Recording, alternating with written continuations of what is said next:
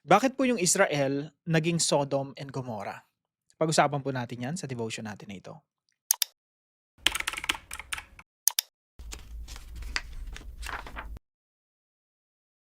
Magandang araw po sa bawat isa sa inyo. Welcome back to our 365 Daily Devotions, Bible Characters Edition. Dito po sa devotion natin, pag-uusapan natin bakit yung Israel naging Sodom and Gomorrah. Something puzzling, no? Bago po yan, binabati ko po muna si Ma'am Manolet Tongko, Pian Paralag, Ruben Suelo, na lagi pong nakasubaybay dito sa ating mga devotions araw-araw. Salamat po sa inyong pagsuporta and I hope malaking tulong po yung mga devotions natin sa inyong pagkakaunawa ng Biblia. Now, yung ating po pag-aaralan ay patungkol pa rin po sa Book of Judges. Paano ba nag-end yung Book of Judges?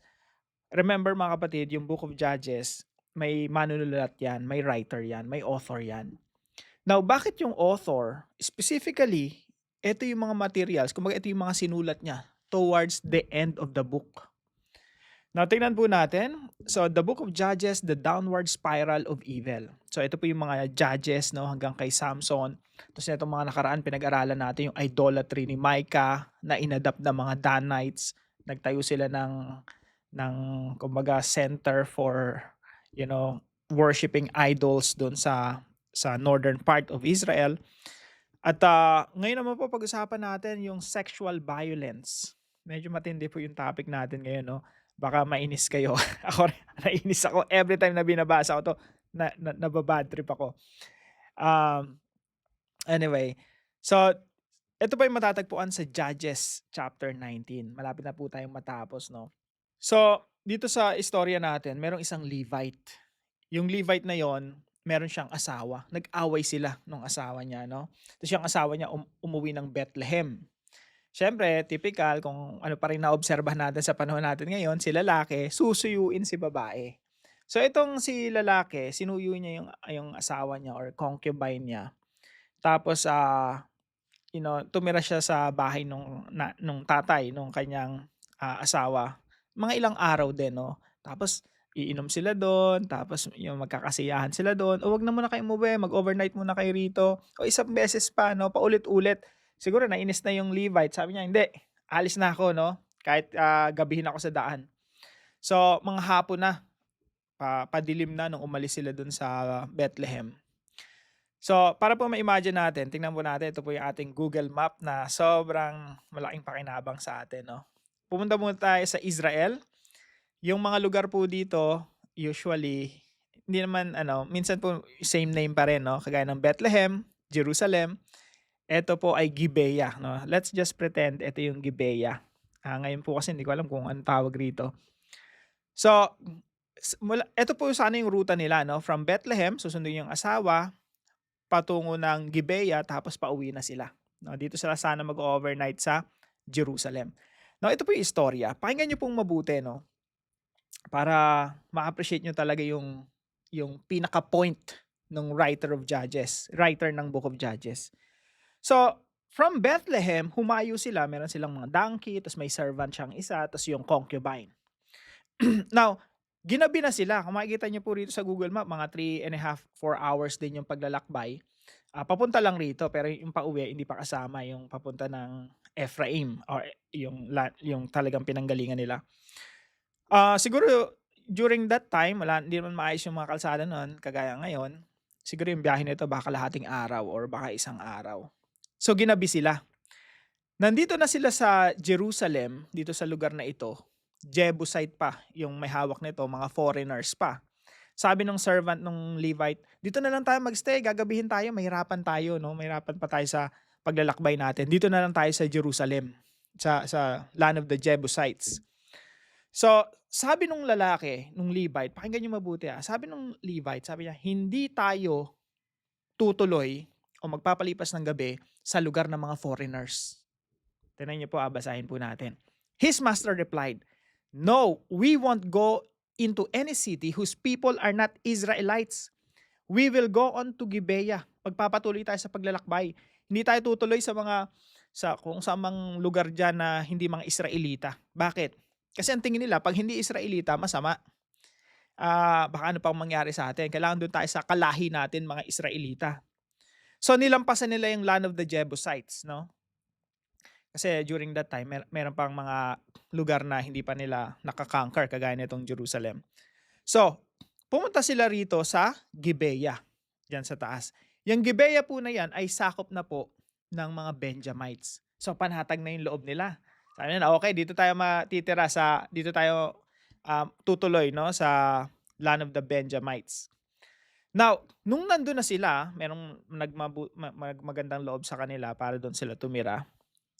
At pinatuloy sila sa bahay. Now, sabi po rito sa verse 22, while they were enjoying themselves, kumakain sila, some of the wicked men of the city surrounded the house.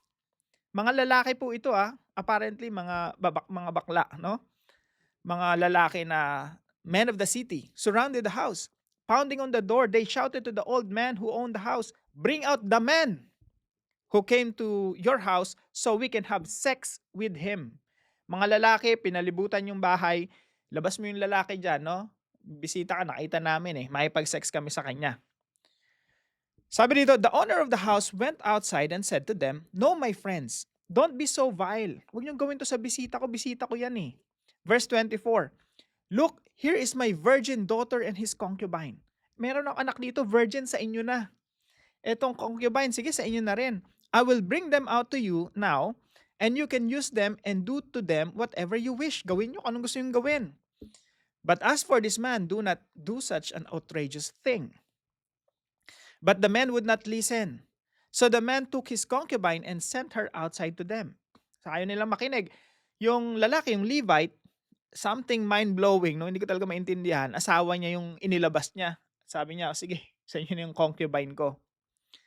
And they rape her and abuse her throughout the night, and at dawn, they let her go.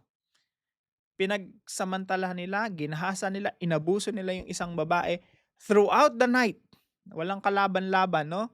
Throughout the night, pinagsawaan nila. Pagkatapos noon, sabi rito, at daybreak, the woman went back to the house where her master was staying, fell down at the door, and lay there until the night.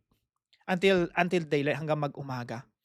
Tapos later on, nung nakita siya ng master niya, yun na, namatay na siya. So ito po yung mga katuroan natin ngayong araw. The degradation of culture. Number 1, Israel rejected God. Here's the problem. Nung nireject ng Israel yung Diyos, dahil sumasamba sila sa mga Diyos-Diyosa nila, diyan nagsimula yung degradation, yung paglala, yung pagsama ng kanilang kultura. So that's number 1. Magkakasunod po ito, no? The rejection of God. Number 2, Israel embraced other gods. Sinamba nila yung mga Diyos-Diyosa ng makaratig bayan. Anong resulta? Yung kultura nila na dapat magkaroon sila ng godly culture, nagkaroon sila ng evil culture. Nagkaroon sila ng kulturang napakasama. And number 3, Israel became like the evil nations God destroyed. Yung Israel, naging masama rin sila katulad ng mga lugar o mga bansa o ethnic groups na winasak ng Diyos, na ginunaw ng Diyos. Anong halimbawa niyan? Sodom and Gomorrah. Now, pag binasa mo yung Genesis 19, yung Sodom and Gomorrah na ginunaw ng Diyos, tsaka Judges 19, parehong-pareho sila. And strategically, yun yung ginamit ng writer ng Book of Judges para ipakita talaga sa bumabasa na yung Israel naging katulad ng Sodom and Gomorrah. Why? Because of these two. Israel rejected God and Israel embraced other gods. Kaya po itong lalaki na Levite na ito, no, nung namatay yung kanyang concubine, inuwi niya pa rin sa bahay niya, tapos pinagputol-putol niya. At hinati niya sa 12 para i-send sa mga tribo ng Israel. Bakit? Para ipakita sa kanila, ganito na yung nangyari sa atin. Umabot tayo sa ganitong sitwasyon. So, tutuloy po natin to sa dive deeper natin, no? Kasi marami po tayong tatalakayin patungkol dito. Now, dumako po tayo sa application. Number 1, guard your heart from adopting worldly values. Tanda natin ang gusto ng Diyos sa atin. Kaya pinili niya yung bahay ng Israel para talaga i-reflect yung godly culture. Pero yung Israel, nagpatuloy sa pagre-rebelde sa Diyos. At tayo po ngayon ay parte po ng Christianity. Yung Christianity po, tayo po yung pinananahanan ng Santong Espiritu para sa atin po magsimula yung godly culture. At yan po yung pinagpapatuloy natin hanggang sa kasalukuyan. We don't adopt the worldly culture, but rather, we make godly culture. Tayong lumalaban sa masamang kultura ng mundo.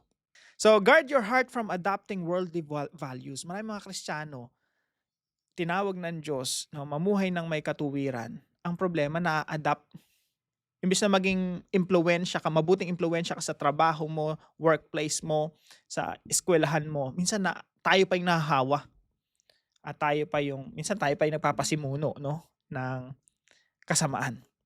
Number 2, ground your life in the truth of God's Word. Yung salita po ng Diyos, binababad natin yung sarili natin dyan. Kaya kung kayo po kasama natin sa daily devotion natin, everyday, malaking bagay po ito. Itong ginagawa natin ito, itong inuunawa natin yung Bible. Malaking bagay po ito sa ating paglagong spiritual. Nagiging grounded tayo sa salita ng Diyos. During that time po kasi, hindi sila grounded sa salita ng Diyos. Kaya ang bilis nilang, magpunta sa iba't ibang mga Diyos, mga Diyos-Diyosan. Bilis nilang maakit na kung ano yung nakikita nila sa mga karatig bayan nila. Pero tayo po mga kapatid, as we entrench ourselves into the Word of God, yung para kang puno na tinanim, tapos nag-uugat ng mas malalim pa. Yan po yung dapat nangyayari sa atin whenever we deal with the Word of God. Lalo tayong lumalalim, nag-uugat. Pangatlo po, glorify God by living differently from corrupt culture. Bigyan po natin ng kaluwalhatian ng Diyos. Yung Diyos, tinawag tayo to glorify Him. But every time we choose a sinful lifestyle, para nating nilalapastangan yung mabuting ginawa ng Diyos, yung pagliligtas ng Diyos sa atin, yung bagong buhay na binigay sa atin, yung bagong oportunidad na binigay sa atin ng Diyos, para nating nilalapastangan yung Diyos every time we choose a sinful lifestyle. Now, para naman po sa ating discussion, how can a nation that once knew God slowly become like the sinful culture around it? Pag-usapan po natin yan na mas malalim pa sa ating mga discussion groups. No? Paano yung Israel na tinawag ng Diyos mula sa Egypt para magsimula ng godly culture, naging Sodom and Gomorrah pa bandang huli? Kaya po sa dive deeper natin, pag-usapan po natin itong 4 na tanong na ito. No? Salamat sa Panginoon kasi may dive deeper tayo. Yung mga hindi natin na-discuss sa devotion, mas malalim na talakayan. So ito po yung mga tanong natin sa dive deeper natin. Why did Israel become the new Sodom and Gomorrah? Pangalawa po, what was the cultural background of Judges and Lot in Genesis 19? And why did they offer their daughters to be raped instead of their guests? Something mind-blowing, something hindi ko maintindihan. Bakit si Lot, yung 2 virgin daughters niya, inoffer niya para yung mga bisita niya mga lalaki maprotektahan. O sige, ito na yung mga anak ko. No? Bahala kayo, gawin nyo kung anong gusto nyo gawin. Talagang, wow! Hindi ko talaga lubos maisip. Dito inulit-uli para ipakita ng writer ng Judges na this is like Genesis 19. Sodom and Gomorrah. Yung parang naging Sodom and Gomorrah na kayo. So dito naman, yung lalaki, ino-offer niya yung host nila, ino-offer yung virgin daughter niya, tapos pati yung concubine. So isipin nyo, anong nangyayari dito? Parang, I'm sure yung asawa mo or anak mo, hindi mo ibibigay eh. Di ba? Mamamatay ka for them. Pero ito ibang klase, binibigay nila yung kanilang mga anak na babae. So pag-usapan natin yan sa dive deeper natin. Tayo po'y manalangin. Father God, this story is difficult to read, but it reminds me how serious sin really is. Israel was once your chosen people, yet they slowly became like the nations around them because they stopped listening to your word. I know my heart can drift the same way if I'm not careful. Please guard my mind and my life from adopting the values of a culture that ignores you. Help me love what is good and reject what is evil. Shape my thinking through your word so that my life reflects your holiness. Give me courage to live faithfully even when the world moves in the opposite direction. Keep my heart close to you and faithful to your truth. In Jesus' name, Amen and Amen. Maraming salamat po sa bawat isa sa inyo na nakasabay-bay po dito sa ating daily devotions. Kung meron po kayong natutunan, ipalam nyo lang po sa comment section right below this video. And please don't forget to share this devotion to your family and friends. God bless you po. See you po tomorrow 5 a.m. dito po sa ating daily devotion.